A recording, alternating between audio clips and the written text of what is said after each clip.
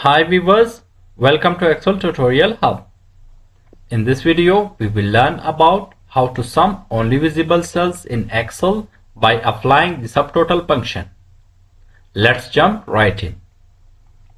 The subtotal function in Excel is used to perform calculations on a filtered range of data. It calculates a subtotal for a given range. Let's use this table as an example. So here you can see that I have already created a table with item, quantity, price per unit and the total price. To apply the subtotal function, we need to first apply the filter.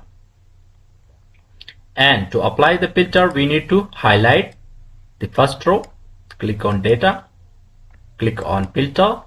So you can see that we have applied the filter.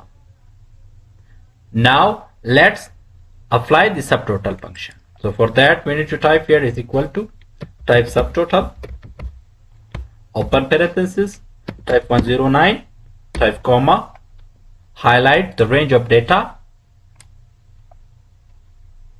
close parenthesis and press enter. So you can see that we have found the sum of the total price. Now let's see if the subtotal function is applied to only visible cells. So for that, let's filter the data. Suppose we are looking for the mango total price. Let's filter the data.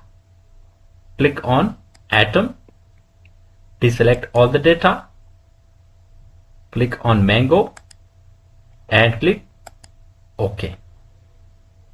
So you can see that the subtotal function is applied to only visible cells and it shows the sum of only visible cells.